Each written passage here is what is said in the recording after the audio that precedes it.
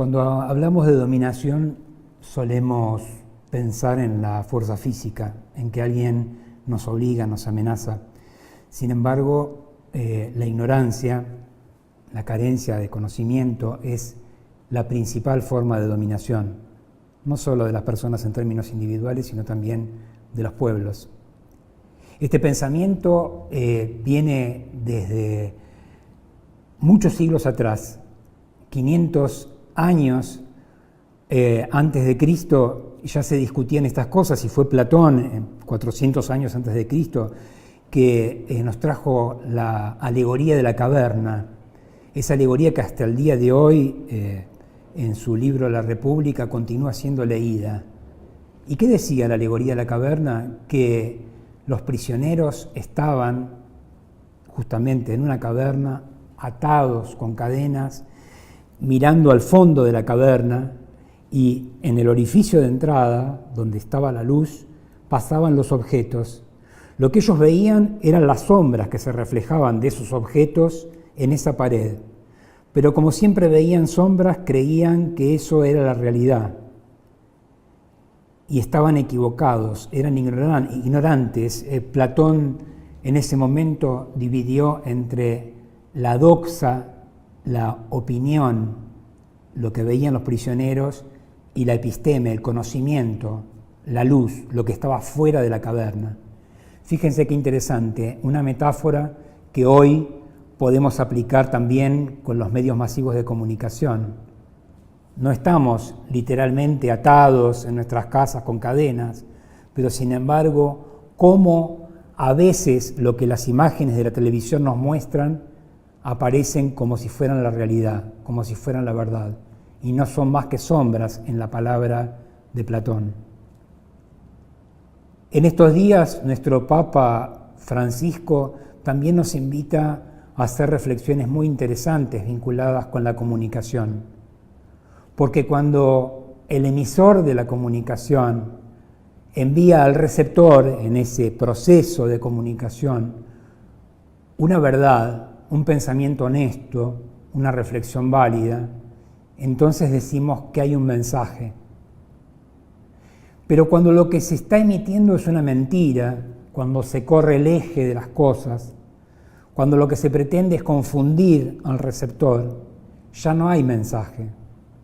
Lo que hay es un excremento, es un desecho, es un pensamiento hecho de eyección, es un bodrio, es una materia fecal informativa, es el mundo de Copros.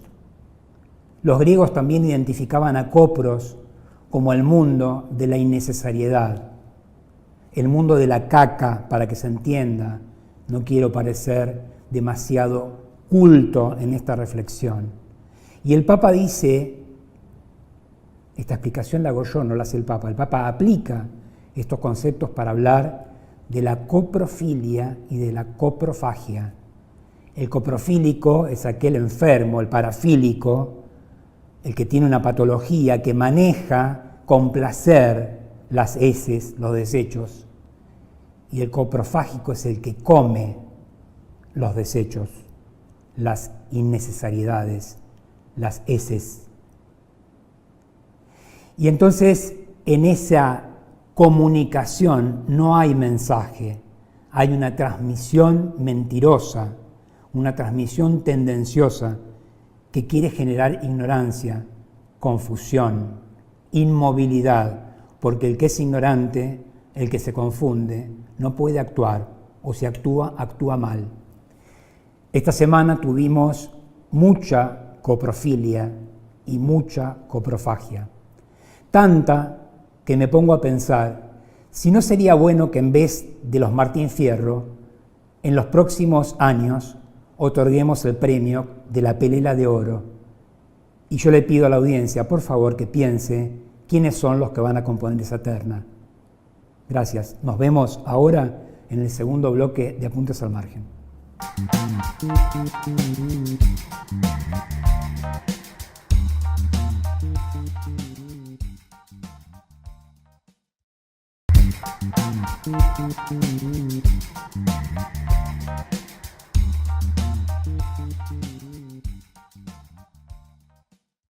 Tal como les adelantábamos, hoy nos visita en Apuntes al Margen la doctora María Laura Garrigós de Rébori. ¿Qué tal? ¿Cómo estás? ¿Cómo vas? Te voy a decir Malala. Pero sí, decir, bueno, porque es conocida en el ámbito como Malala.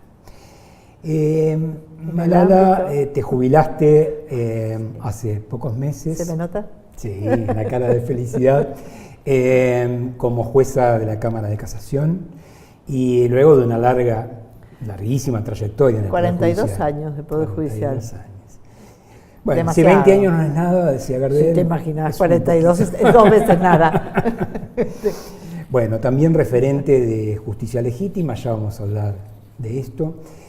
Me interesaría que, para que la audiencia vaya conociendo un poco tu historia, nos cuentes cómo te vinculaste con el derecho. ¿Fue una vocación? ¿Fue una opción?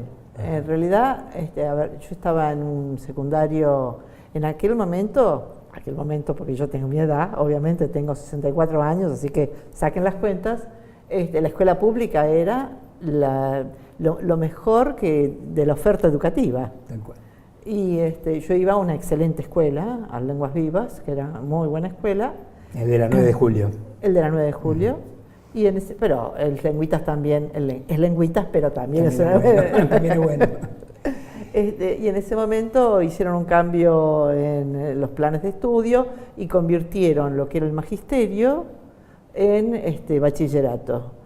Yo hice la opción por el bachillerato en letras y una vez que estaba en esa opción me parecía que lo que más me entusiasmaba era la licenciatura en historia.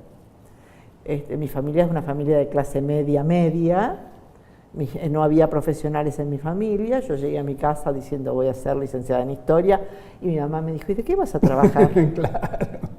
Vas a dar clases en el colegio secundario toda tu vida. Y yo dije, ante la alternativa de ver a mis compañeras, dije, no, eso no es para mí.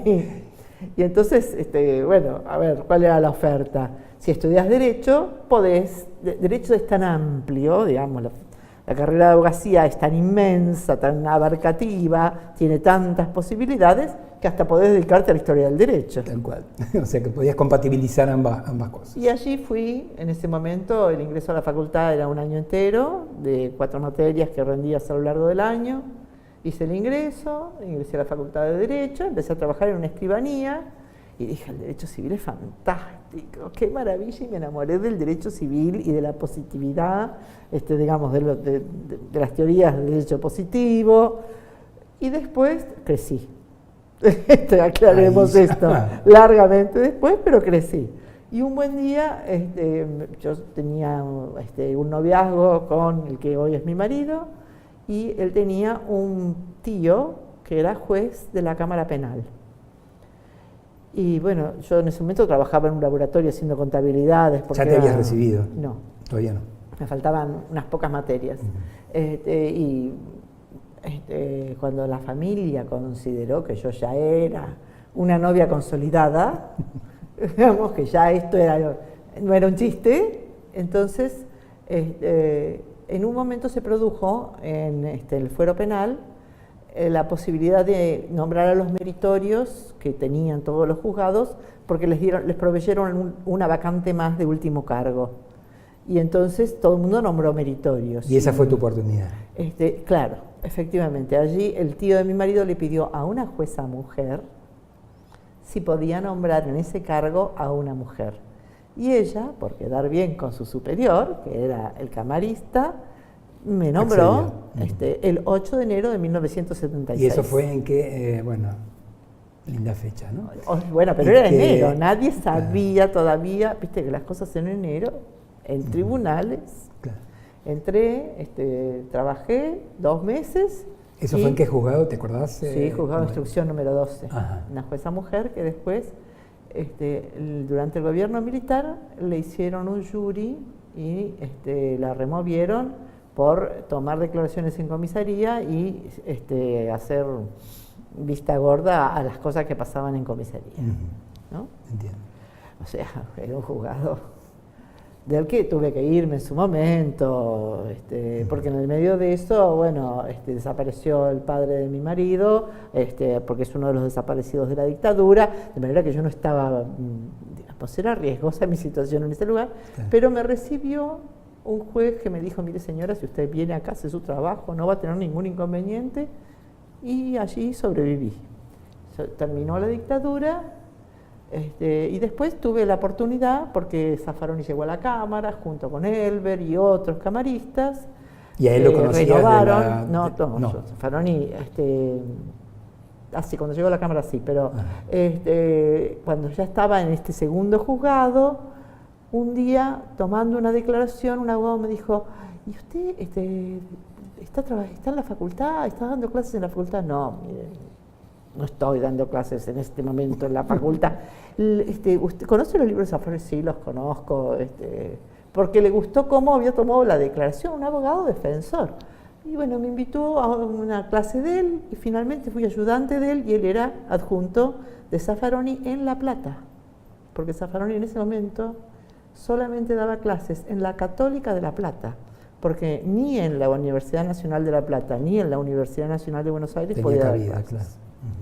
Así que empecé a dar clases como ayudante, obviamente, en la Católica de La Plata.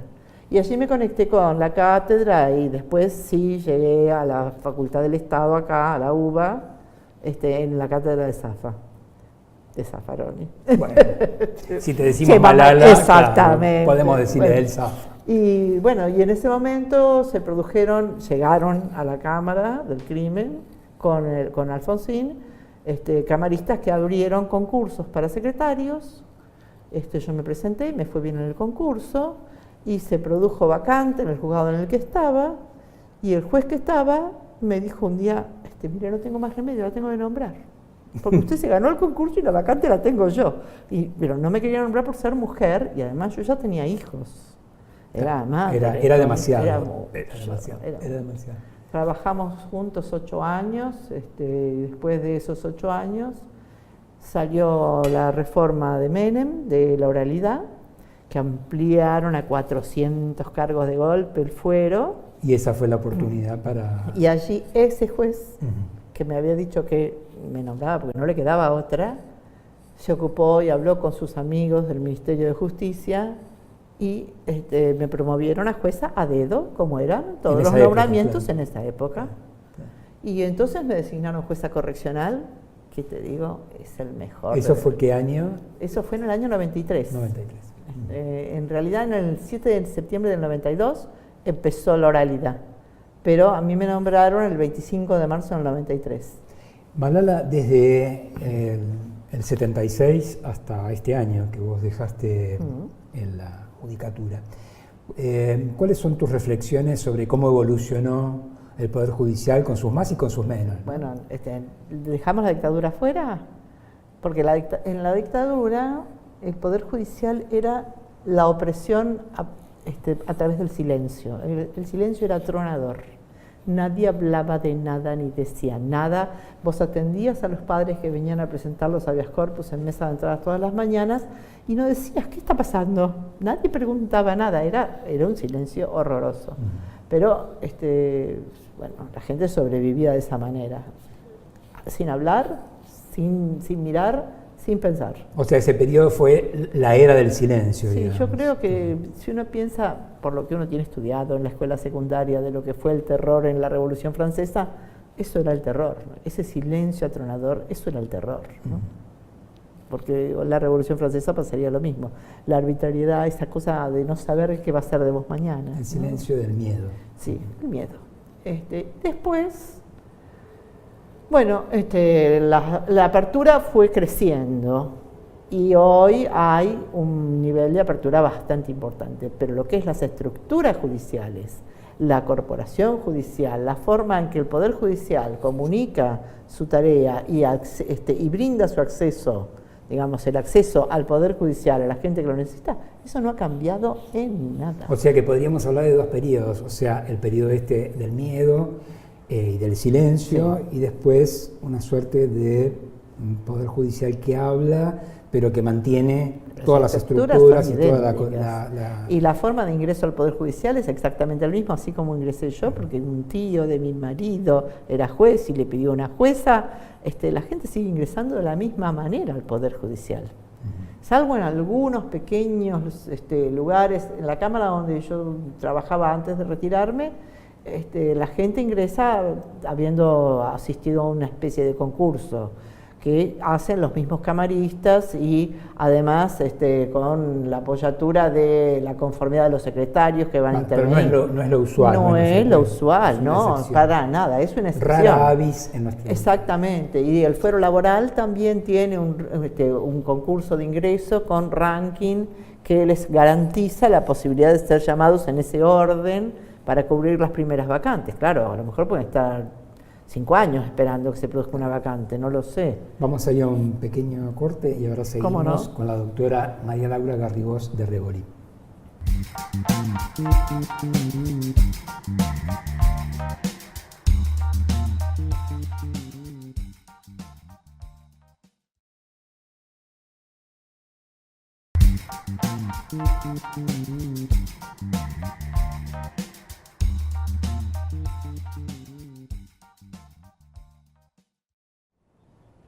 Continuamos con la doctora Garrigós de Rebori. Malala, hablábamos en el bloque anterior sobre los estadios que habías tenido en la vida judicial, esos dos grandes momentos, dictadura y democracia. No, pero después de la democracia habría que pensar también hasta el Consejo de la Magistratura y después del Consejo de la Magistratura. O sea, podríamos dividirla en... Y es cierto que el Consejo de la Magistratura, que se anunciaba como la gran solución, no lo ha sido. Pero los concursos produjeron algunos cambios. Ingresó gente que de otra manera nunca hubiera accedido a un cargo de jerarquía, porque no tenía las conexiones políticas necesarias para eso. No había dedo posible. Sí. Malala, en toda esta historia hay una persona, un ente que se repite, que es la corporación. La llamada corporación, y le ponemos... ¿Qué es la corporación? Para que el ciudadano común entienda. Es una regla de juego, ¿no? Tiene sus propias reglas, es como un club privado. Sí, en serio. Las mujeres lo hemos vivido especialmente. De hecho, el techo de cristal está claramente marcado en todo el Poder Judicial. Es mucho más difícil para las mujeres acceder a los cargos de jerarquía que mantenerse, porque son mayor cantidad de mujeres que varones el Poder Judicial, El 50 y pico, 52% son mujeres, el resto son varones. Sin embargo, en los cargos de arriba no están las mujeres. Esa proporción no se respeta para nada. Las mujeres están en lo que es brindo servicios. Y esto es parte de la regla del Poder Judicial. No es privativo del Poder Judicial, no es la regla que lo define, no. Probablemente la regla que lo define es la pertenencia a este grupo de iniciados que decidimos la vida de la gente y aquellas personas sobre las que nosotros resolvemos la vida están afuera de este grupo. Somos un grupo de privilegio en ese sentido, ¿no? El poder que da, bueno, vos lo sabés, aun cuando no seas juez penal, el poder que da resolver por sí o por no una cuestión es muy fuerte. Sí, es muy fuerte. Y no todo el mundo está en condiciones de manejarlo bien. No sé si yo lo manejo bien, me siento liberada ahora que estoy jubilada. Recientemente se jubiló un compañero mío y me decía, soy feliz que no voy a enjaular a nadie más. Tomando las palabras de Binder, ¿no? Pero es cierto, los jueces penales hacemos eso, enjaulamos gente. Y en esa tarea hay quienes lo hacen prudentemente, hay quienes no lo hacen prudentemente, pero como es una familia, digamos, al estilo del sur italiano, del padrino. Aún los que cometen esos errores espantosos, tipo los jueces de Comodoro Pi, son considerados parte de la familia y no son atacados por sus colegas. Vos no ves que un juez critique a otro. ¿Y qué es lo que hace a la expulsión de la familia? ¿Cuál sería? Sacar los pies del plato. Ajá. ¿No? Sí, ¿cuál sería? Sacar los pies del plato es denunciar a la corporación. Justicia Legítima apareció como una crítica como una respuesta a quienes decían que criticar al Poder Judicial era atacar la independencia de los jueces. Los jueces son funcionarios públicos y como funcionarios públicos que son, desde nuestro punto de vista, pueden ser pasibles de crítica porque los funcionarios públicos están para ser observados y controlados por los ciudadanos. Claro. Y a los ciudadanos les deben cuentas, ¿no? Así que la crítica es parte mire con el sueldo. Es como un endiosamiento, ¿no? Como a mí, yo soy Dios, a mí no me pueden tocar. Entonces no sabemos quiénes hicieron un comunicado allá en diciembre del 2012 diciendo estas críticas que hacen al Poder Judicial son un ataque a la independencia. Y nosotros, en general, todos integrantes del Poder Judicial, porque hay de todo en justicia legítima, pero mayoritariamente gente del Poder Judicial, dijimos, no, a ver, nosotros somos tan pasibles de crítica como cualquier otro. Somos humanos. Pareciera, sí. Dudoso en algún caso. Aunque lo disimulemos. Dudoso, te digo. Pero bueno, y allí nació, digamos, este asunto de la independencia judicial en realidad no es tal, ¿no?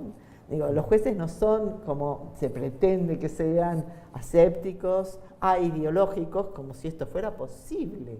Lo que pasa es que, bueno, esa fue nuestra formación, ¿no? En las facultades claro, nos hablaban que los componentes que hacían un buen juez eran la objetividad, la neutralidad y la imparcialidad, entendidas como... Ahora, un juez puede tratar de ser objetivo, nunca neutral, digo yo. Porque las desigualdades estructurales aparecen en los expedientes. Pero vos bien lo dijiste, puede tratar de ser objetivo. Ahora, creer en esto que nos hacen instalar, que la objetividad es nuestra gran condición. Yo dejé el positivismo y empecé a estudiar filosofía crítica, digamos. Claro. Pero ya tenía un atisbo, digamos, ya sospechaba que esto no era así. Que algo pasaba. Porque si no, no lo hubiera advertido. Y hay muchos de nuestros colegas que no lo han advertido ni lo advertirán, probablemente porque porque están formateados de esa manera. Sí, y porque es más cómodo además, ¿no? Sí, porque creo que, y más liberador. Claro. Que no tiene no te genera esa responsabilidad, no te genera ese rigor. Ningún compromiso que tener, más que con el cargo. Claro, pero a ver, la pretensión de ser objetivo, ¿cuántas veces uno llega, en mi caso, a absolver a alguien en la convicción de que ha cometido el hecho? Pero no tengo la prueba, absuelvo. Esto me lo manda, digamos, los principios básicos.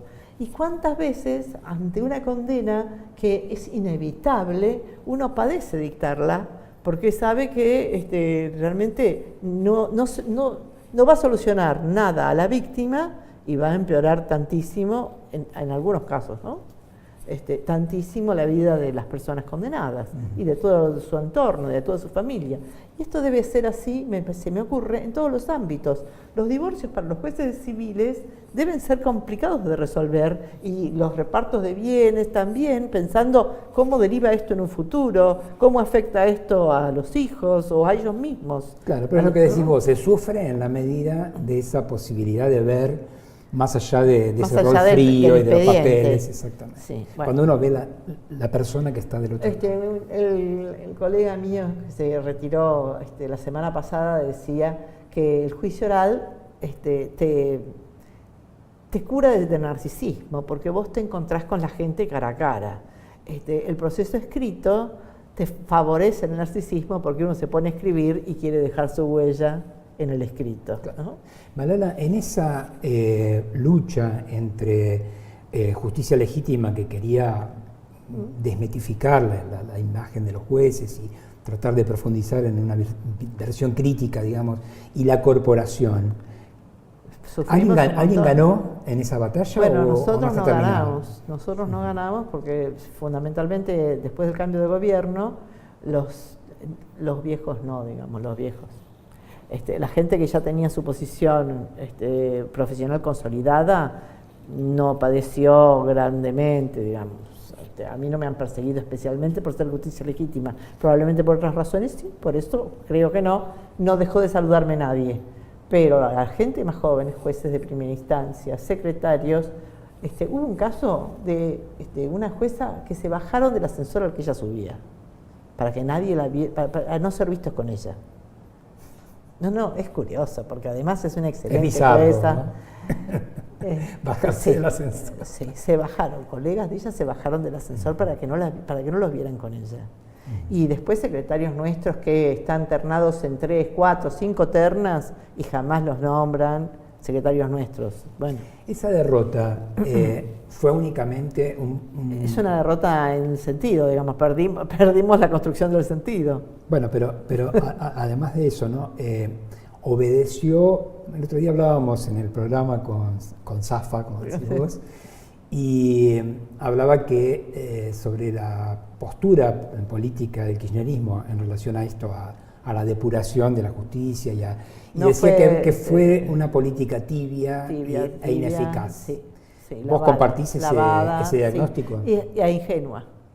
Incluso hubo designaciones riesgosas desde el punto de vista de rendimiento futuro que se hacían pensando en que, bueno, nosotros lo nombramos, se va a comportar decentemente. Es increíble, porque todos los gobiernos, digamos, los políticos creen que los jueces son de ellos o que les corresponden a su línea por haber sido designados por esos gobiernos. Y los jueces responden a la corporación. Yo digo, vos pones un chico de 18 años, de Constitución, donde yo vivo, de Lugano, en las escaleras de Comodoro Pi, y a los 2 meses el chico tiene el sobre todo de pelo de camello, ¿viste? Y ya pretende ir a tomar un trago a Recoleta, y ya no quiere volver a su casa. Es como algo virósico. Es como un virus que se implanta en el disco rígido. Y si justicia legítima no fue exitosa, ¿cuál es la vacuna para esa virosis? No, hay que democratizar el ingreso al Poder Judicial, pero además, no solamente eso, porque no es solamente la composición interna. La gente tiene que ocuparse del Poder Judicial, la gente en general, los ciudadanos, todos nosotros, tenemos que empezar a mirar a los jueces y controlar el trabajo de los jueces y reclamar que la justicia nos brinde, el Poder Judicial nos brinde el servicio que nos debe brindar. Yo creo que hay muchas cosas que se...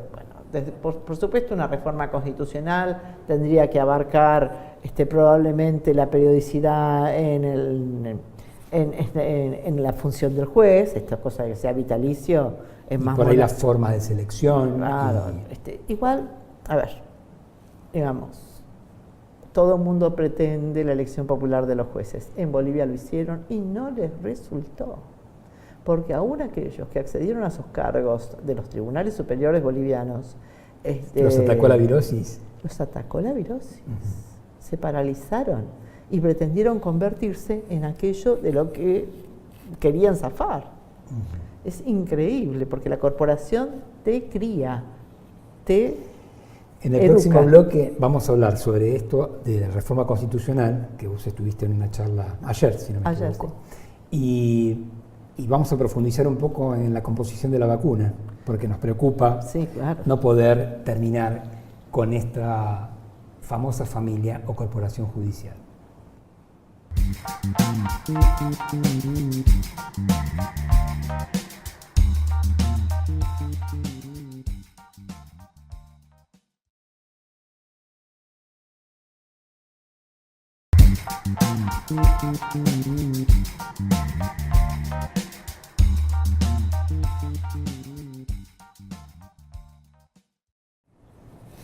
Seguimos con Malala Garrigues de Rébori. Ya en este bloque ya estamos como muy familiares. Ya estamos parientes. Ya dijo lo de doctora. No, es que además no lo soy.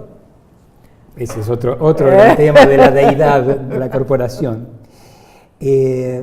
Malala, estuviste ayer hablando en UTE sobre el tema de la reforma constitucional, en este aniversario que va a venir fuerte de la Constitución de 1949, Constitución que no había previsto el juicio por jurados, que me lo debe, la del 49 me debe el juicio por jurados. Bueno, pero nos había provisto de muchas cosas. Sí, el artículo 40, que todo el mundo está esperando reeditar el artículo 40. Y realmente creo que una de las grandes deudas que tuvimos en el gobierno anterior fue que no se logró, en ese largo periodo, porque fueron muchos años, no se logró ni en los planes de estudio secundarios, ni mucho menos en la universidad, reconocer ese periodo constitucional como uno de los periodos más importantes de la historia argentina. Zampa, y es un olvidado, no le dan ni un espacio. Salvo para mis nietas, que todavía tienen los muñecos, sí, efectivamente. Pero los muñecos de sí, Belgrano, de San Martín y demás, todo lo demás parece que no pasó. Tuvimos 12 años que no existieron. Pero bueno, si hablamos de aquella constitución, tampoco esa constitución tenía un diseño de poder judicial. Ayer decía Zaffaroni que nuestro diseño constitucional está pensado para no encontrarse con la gente que pueda malversarlo. Y que cuando nos encontramos con la gente que deseó malversarlo y supo cómo malversarlo, le brindó todas las herramientas. Y que no estaba previsto. Nadie pergeñó la posibilidad de tal malversación. Y esta malversación ocurrió y aquí estamos, sin instrumentos suficientes como para afrontar esta decepción que nos está dando la clase política actual. Y entonces él proponía prever en una reforma constitucional mecanismos de control periódicos, dinámicos, sobre los jueces. Sobre los jueces y sobre toda la clase política, sobre las grandes decisiones, sobre lo que va a suceder con los recursos naturales, sobre lo que puede llegar a suceder con las formas de aliarnos con la región o no aliarnos con la región. Claro, porque hay una cuestión que la forma de financiar los derechos. Claro, hay una cuestión que mucho no se debate, ¿no? Que es, si bien la Constitución tiene una letra, hay muchas palabritas, como por ejemplo el bien común, el bienestar general, la paz, la justicia, que están vacías. O sea, si toda la tercera generación de derechos que tendría que estar mejor resguardada. Tal cual. Y previsto, ¿cómo lo vamos a bancar? ¿Cómo vamos a pagar esto? Yo creo que, bueno, hay mucho deseo, lo que estoy viendo en los foros, de participación ciudadana permanente, a través de mecanismos de participación que tiene, por ejemplo, la Constitución de la Ciudad de Buenos Aires, y que no han resultado. Y que no se han utilizado. No, la revocatoria de mandatos. No, por ejemplo, la audiencia pública para el subte, tampoco. La consulta popular, la iniciativa. Nada de esto. Igual la iniciativa la diseñaron muy inteligentemente, prohibiendo todos aquellos temas que podían molestar. Por ejemplo. Pero bueno, suponiendo que hiciéramos estas modificaciones, tampoco da la vida para esto. Yo creo que esa participación, me parece a mí, debe canalizarse por vía de los partidos políticos y la Constitución, porque no existe democracia sin partidos políticos, y la Constitución debe garantizar la vida de los partidos políticos y debe financiarlos el Estado. Pero bueno. Sí, además acá hay un tema que tiene que ver con el uso de la tecnología para democratizar, ¿no? Porque uno dice, bueno, toda la gente utiliza ahora los bancos desde su celular, ¿no? Sí. Cobra, paga, hace todo, y nadie duda de la fidelidad que tiene esa operación. Bueno. Hasta que ahora, algo va a pasar. ¿por qué ese mismo sistema que se utiliza para manejar los dineros no se puede utilizar para manejar las voluntades también? Por ejemplo, consultas permanentes a la ciudadanía. Por ejemplo, podría ser. En relación a los grandes temas. Y es apretar un botón, ¿estamos de acuerdo o no estamos de acuerdo? Sí. Ahora, para eso te dicen, y no, pero es de dudosa fidelidad. ¿Y cómo es el tema? Para los bancos funciona y para la sociedad, ¿no? Más o menos es la crítica que se hace, viste, al juicio por jurados. A los jurados los medios les van a hacer, les van cambiar a crear el sentido común, les van a hacer el imaginario. Y yo digo a los jueces, ¿no? Obvio que a los jueces sí, Rosati ya lo está diciendo. Pero bueno, hablando de eso, viste, cuando ellos quisieron marcarle la cancha al actual presidente, le pidieron que blanqueara la agenda. La agenda de los jueces es el poder. ¿Cuántas causas habrá en el juzgado de Bonadío paradas sin tramitar o tramitando a media máquina? Y otras... Pero de esas nadie habla. Claro, bueno, pero nosotros los ciudadanos tenemos derecho no a saber lo que pasa dentro de todas las causas penales, pero la lista de causas, eso debiera estar en internet, colgado, y uno tendría que poder saber en qué orden se van resolviendo los asuntos. Y si hubiera un orden determinado que los jueces no pudieran sortear, entonces no habría posibilidad de recibir pedidos extras para que salga determinada resolución este fin de semana que se necesita con fines políticos para tal o cual cosa, o con fines periodísticos para tal o cual cosa. Claro. Hablaste de Bonadío y hablaste de los fines periodísticos. Me obligás a una pregunta. Hay una agenda ahí. ¿Qué hacemos con el lawfare ¿Qué hacemos con la guerra jurídica? Yo creo que hay que exhibir todo. A ver, el lawfare es, además de la actividad cruel de los tribunales, digamos, por ejemplo, la sentencia de Lula o las detenciones preventivas acá, es también la fake news, ¿no? Digamos, en castellano, las noticias falsas que después se involucran en causas judiciales. Me parece y que condenan mediáticamente, porque después nadie sabe si fue inocente, si no fue cualquier otra cosa. Eso desde ya. Pero digo, la única manera es atacar el monopolio de los medios masivos de comunicación. Esto tiene que ser otra asignatura pendiente, ¿no? Sí. Otra tibieza del gobierno anterior. Revocado con un DNU y la clase política en silencio.